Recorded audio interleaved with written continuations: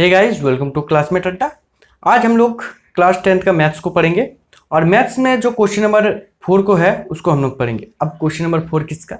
तो जो हम लोग प्रश्नावली 1.1 पढ़ रहे थे उस 1.1 में हम लोगों ने क्वेश्चन नंबर 1, क्वेश्चन नंबर 2 और क्वेश्चन नंबर 3 को सॉल्व कर लिया था और इसीलिए हम लोग क्वेश्चन नंबर 4 को पढ़ेंगे आज। ठीक है, प्रश्नावली 1.1 का। तो चलिए हम लोग देखते हैं क्वेश्चन क्या कह रहा है।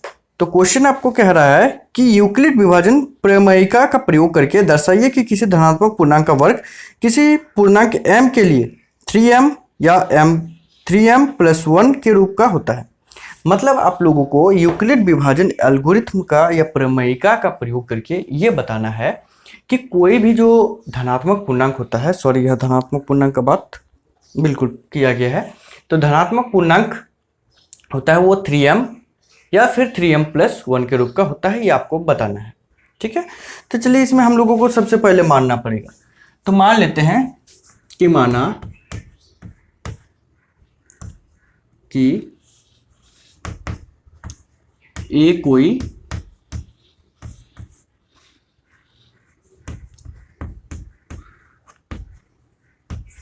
धनात्मक पूर्णांक है। ठीक है, ए कोई धनात्मक पूर्णांक है, ये तो मान लिए। अब क्या करना है, जब ए को मान लिए तो इसीलिए बी का मान कितना हो जाएगा आप लोगों का? तो इसीलिए बी बराबर हो जाएगा आप लोगों का 3। अब आप पूछोगे कि सर बी का मान 3 कैसे हो गया? तो आपको दिया गया है क्वेश्चन में कि आपको 3m और 3m+1 के रूप में दर्शाना है। ठीक है, यही आपको दर्शाना है। आपको एक फॉर्मूला हम बताए थे क्वेश्चन नंबर 2 में, जो कि था a बराबर BQ+R। इसमें मैंने और भी बताया था कि यहाँ पर जीरो जो होगा वो आप लोगों का R के बराबर होगा या R से छोटा होगा। मतलब R का मान 0 से बड़ा होगा या 0 के बराबर होगा। दूसरा मैंने इसी में ये बताया था कि R का मान भी जो होगा वो B से छोटा होगा। मतलब B का मान जो होगा वो R से बड़ा होगा। ठीक है, ये मैंने बता दिया था आप लोगों को। अब इसी के आधार पर आप लोग देख सकते हो कि BQ+R, तो B की जगह पर आप तुलना यदि करोगे तो B की जगह पर 3 है और ये तो अभी हम लोग अभी बताएंगे। और R की जगह पर जो प्लस दे करके जो भी मान रहेगा वो R का मान कहलाएगा। ठीक है ना, तो इसीलिए यहाँ पर B की जगह पर हम लोग लिखे हैं 3। ठीक है, अब B का मान जब 3 हो गया तो आगे हम लोग देखते हैं आगे क्या है। तो इसीलिए हम लोग क्या लिख सकते हैं कि A का मान, लेकिन A के मान से पहले आप लोग को R का मान लिख लेना पड़ेगा। ठीक है, तो चलिए इसीलिए R का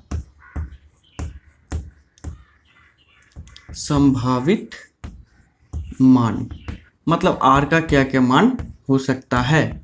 तो देखिए सबसे पहले तो जब ये R का मान 0 के बराबर है तो ये 0 होगा ही। ठीक है, दूसरा क्या है कि B से छोटा है और B का मान आपको दिया गया है 3। B का मान 3 दिया है और R का मान जो है B से छोटा है, तो इसका मतलब 2 हो सकता है और 1 हो सकता है। ठीक है, तो वही लिखेंगे, 1 हो सकता है और 2 हो सकता है। ठीक है, जब R का संभावित मान ये होगा तो इसीलिए ये A का भी कुछ संभावित मान होगा।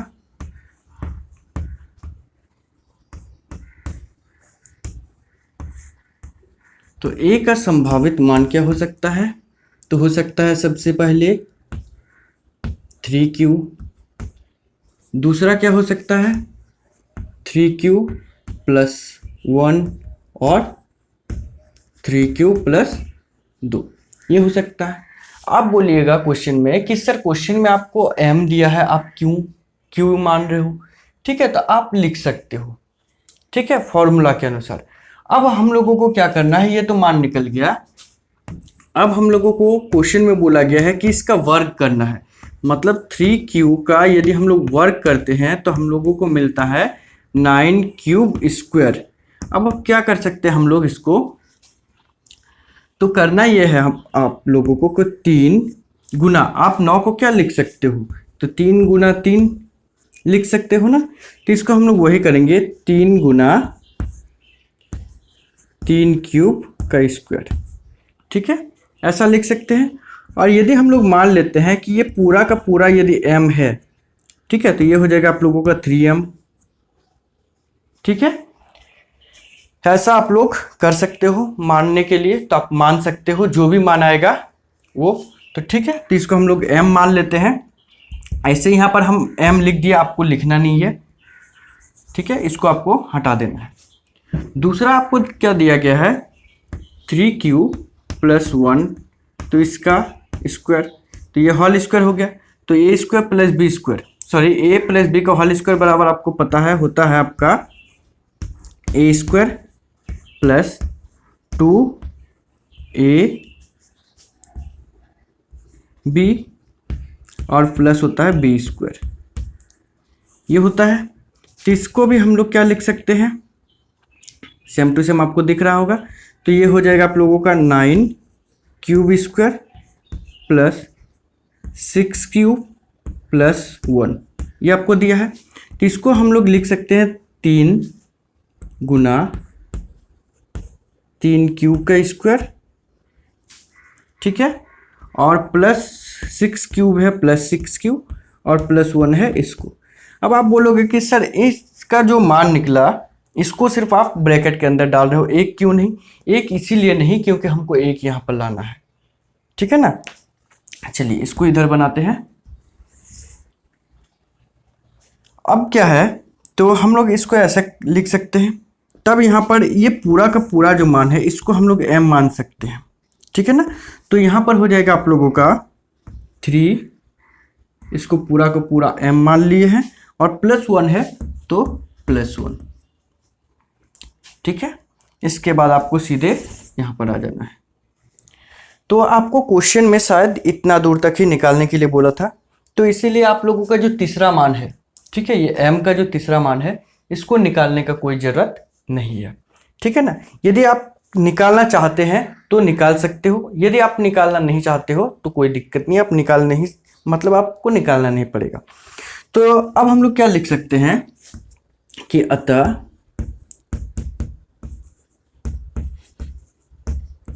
कोई भी धनात्मक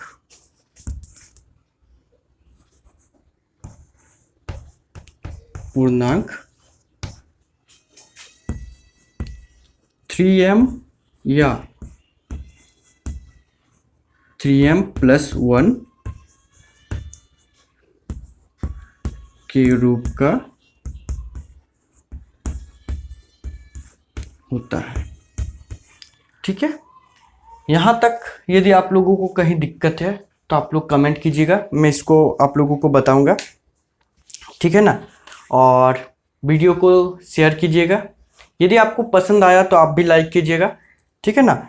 और मेरा मनोबल बढ़ाइएगा, जैसे जैसे मेरा मनोबल बढ़ता जाएगा मैं आप लोगों के लिए इससे भी अच्छा अच्छा कंटेंट देता रहूँगा, ठीक है।